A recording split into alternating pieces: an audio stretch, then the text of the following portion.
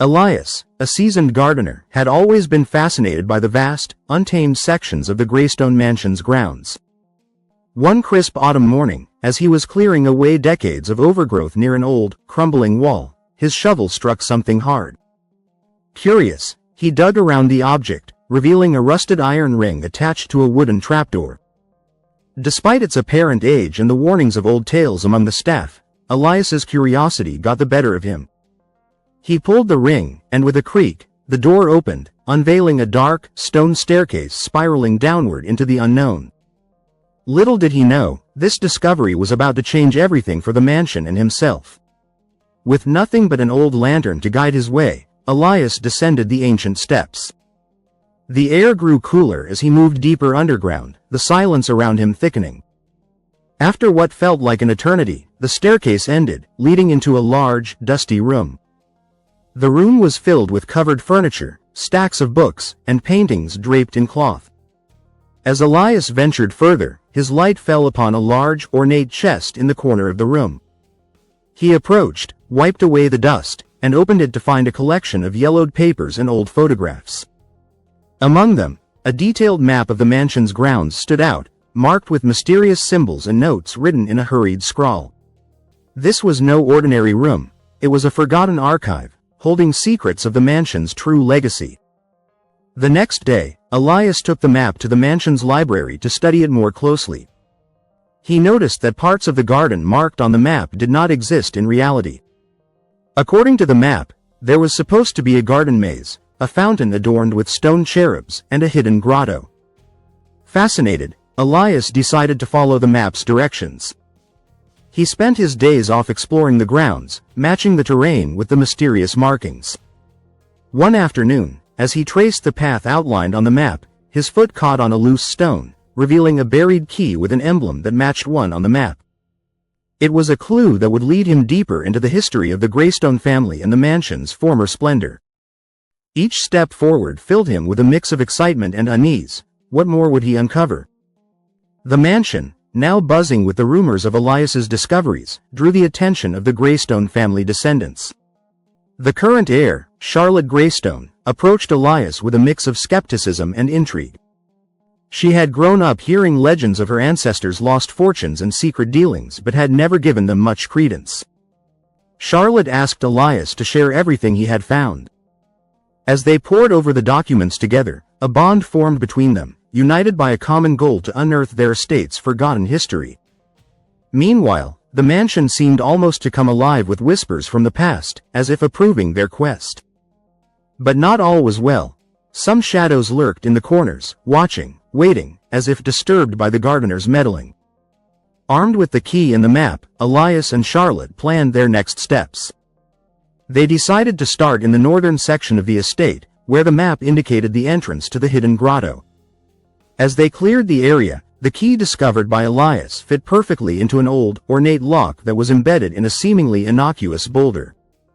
Turning the key, they heard a deep rumbling as the boulder moved aside, revealing the grotto hidden behind. Inside, the grotto was home to an exquisite statue of Demeter, the goddess of the harvest, surrounded by rare plants that shouldn't have survived in the dark, yet thrived. The discovery was more than they had hoped for. It was a secret garden of sorts, untouched by time, preserved in stasis. Little did they know, the real secret was yet to be uncovered beneath the statue's base. As Elias and Charlotte admired the beauty of the hidden grotto, Elias's foot brushed against something in the dirt.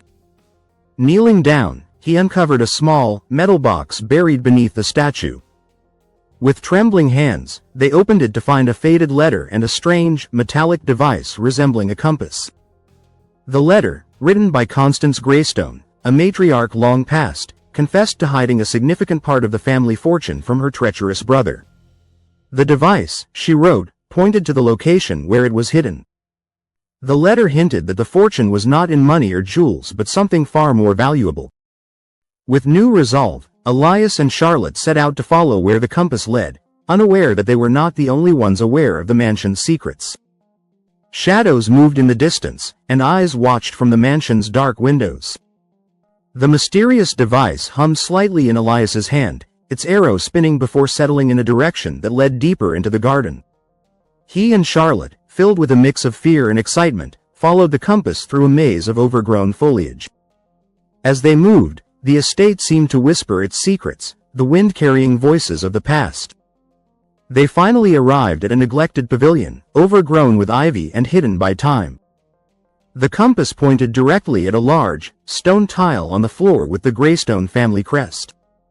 As they cleared the debris, the tile moved aside, revealing a staircase leading down into darkness.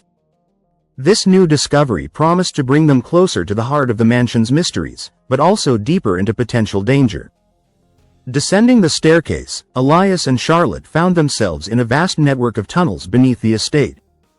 The walls were lined with carvings that told the history of the Greystones, from their rise to power to darker times of betrayal and loss. The compass led them through the labyrinth, its steady pull guiding them unerringly. They came across rooms that appeared to have been part of old servants' quarters, filled with artifacts and belongings left untouched for generations. It was a glimpse into the lives of those who had maintained the mansion's glory, now forgotten. As they delved deeper, the air grew colder, and the sense of history weighed heavily upon them, each step forward a deeper journey into their family's past. The compass stopped in front of an unassuming wall. After a thorough search, Charlotte found a small lever hidden within a crevice. Pulling it, part of the wall slid open, revealing a room lit by a single, flickering lamp. Inside, the room was filled with canvases covered in dust. Each painting was a portrait of a Greystone ancestor, their eyes seeming to follow Elias and Charlotte as they moved. At the room's center, a large painting covered with a velvet cloth drew their attention. Pulling back the cloth, they uncovered a portrait of Constance Greystone, the very woman who had written the letter. In her painted hand, she held a replica of the same compass they carried. The background of the painting seemed to depict this very room, suggesting that what they sought was very close. Upon closer examination of the painting, Charlotte noticed an inconsistency. A small part of the frame was thicker than the rest. With careful fingers, she pressed against it, and a hidden drawer popped open. Inside, there was another letter from Constance, this one more urgent and fearful.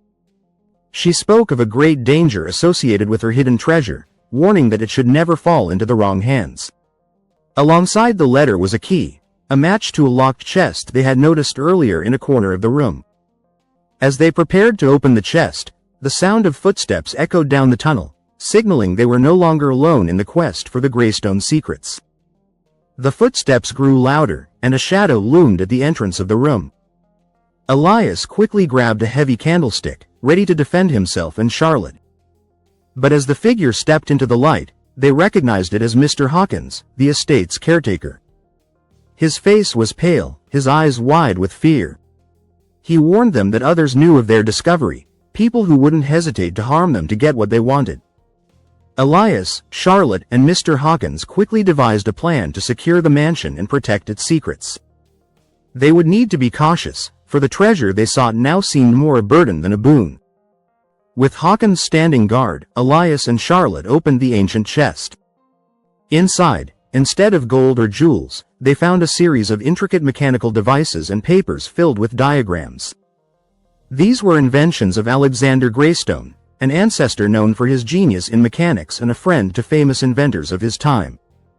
The documents detailed patents and prototypes that could revolutionize energy, agriculture, and medicine, technologies far ahead of their time. The real treasure was not monetary but intellectual, capable of changing the modern world. As they realized the value of their find, Elias and Charlotte understood the true danger they were in. Not only were they keepers of the mansion's history, but also guardians of its future. As the implications of their discovery sank in, Elias, Charlotte, and Mr. Hawkins knew they had to act fast to protect the inventions from falling into the wrong hands. They decided to transfer the documents and devices to a secure location. Charlotte contacted a trusted friend who was a historian at a major university, someone who could help them preserve and study Alexander Greystone's inventions safely. As they prepared the items for transport, a storm brewed outside, mirroring the turmoil they felt. They were no longer just caretakers of an old mansion, they were custodians of potentially world-altering knowledge. The storm hit hard, trapping them inside the mansion with the very secrets they needed to protect. The power went out, plunging the mansion into darkness and adding to the tension brewing among them. Using the time forced upon them by nature, they spread out Alexander's documents, illuminating them with flashlights, and began to plan their next moves. They needed a strategy not just for preserving the inventions but also for dealing with those who would seek to steal them. As the wind howled outside, they discussed their options, aware that each decision could lead to peril or protection. Little did they know, eyes watched them from the darkness, the storm outside no match for the storm that was about to descend upon them. In the dim light, a figure watched the trio from the shadows of the grand hall. It was Edward, a distant cousin of the Greystone family, long envious of the mansion's legacy and now aware of its newly uncovered treasures. He had overheard their plans and, seeing an opportunity to claim the inventions as his own, decided to strike. As the night deepened, Edward made his move, slipping silently into the room where the documents were kept. However, Elias, ever vigilant, noticed a slight disturbance. Grabbing a lantern, he followed the faint sounds of footsteps, catching Edward just as he was about to escape with the papers. Confronted, Edward confessed, revealing not only his motives but also the fact that he wasn't working alone. There were others, more powerful and dangerous than he, also after the Greystone secrets. Edward's revelation sent a chill through the room, and Elias tightened his grip on the lantern. He realized the depth of the conspiracy surrounding the mansion's secrets was far greater than they had anticipated. With Edward now a captive audience, Elias and Charlotte pressed him for details. Reluctantly, Edward divulged that a syndicate of collectors and historians, powerful individuals with resources, had been searching for the Greystone inventions for years. They believed that the inventions could not only bring them wealth but also power. The knowledge that such a group was involved meant that securing the inventions would be more dangerous and complicated than ever. Charlotte, taking command, decided they needed reinforcements. She contacted her friend at the university, who in turn promised to send a team of experts in security within the day. Until then, they had to keep the inventions safe. Charlotte, Elias, and Mr. Hawkins devised a temporary plan to hide the most critical documents and devices throughout the mansion, using its many secret passages and hiding spots known only to the Greystone family. As dawn broke, the storm outside began to clear, and the mansion was bathed in the light of a new day. The arrival of Charlotte's friend, Dr. Amelia Harrow, with a team of historians and security personnel marked a turning point. Dr. Harrow, an expert in artifact preservation and security, took immediate action to secure the site and begin the delicate process of cataloging and studying Alexander Greystone's inventions. With her team's presence, the mansion transformed into a buzzing hub of activity, a stark contrast to the secretive, silent halls of the night before. However, the threat from the syndicate loomed large. Information about the discovery had leaked, and it wasn't long before the mansion grounds were besieged by media and treasure hunters, drawn by rumors of the find. The increased attention made it even more critical to move quickly. Under Dr. Harrow's guidance, the team worked tirelessly to document and secure each invention, preparing them for transport to a more secure location. The syndicate, realizing that their window of opportunity was closing, made a bold move. One evening, as the team was preparing the most important pieces for transport, the mansion was ambushed. A group of hired mercenaries breached the estate's defenses, intent on seizing the inventions. The ensuing confrontation was tense, with Charlotte, Elias, Mr. Hawkins, and the security team working together to fend off the attackers. It was during this chaos that the true value of solidarity and preparation became evident. The team's efforts paid off, and the attackers were repelled, but the message was clear: the danger was far from over. In the aftermath, the decision was made to relocate the inventions immediately. With a heavily guarded convoy, they were transported to a government facility where they could be studied and protected without the threat of theft. Charlotte and Elias watched as the trucks drove away, feeling a mix of relief and sadness. The mansion, once a quiet caretaker of history, had now played its part in uncovering a legacy that could change the world. Weeks later, after the media frenzy had died down and the last of the security teams had left, Elias returned to his duties in the garden. The mansion seemed to stand a little prouder, its gardens a bit more vibrant, as if rejuvenated by the excitement of its own hidden stories finally coming to light. Elias knew that his life had changed forever. He was no longer just a gardener, but a guardian of history. Charlotte continued to oversee the estate, now a public figure in her own right, dedicated to preserving her family's legacy and ensuring that the inventions would be used for the betterment of society. As for the Syndicate, their defeat at Greystone Mansion had weakened them, but such entities are never fully gone. They receded into the shadows, waiting for another opportunity. But for now, the inventions were safe, and the legacy of Alexander Greystone was secure, a testament to the courage and determination of those who believed in the importance of preserving history for the benefit of all. Don't forget to like, share, and subscribe for more interesting stories. Share your thoughts on this transformation and join us next time for another uplifting narrative.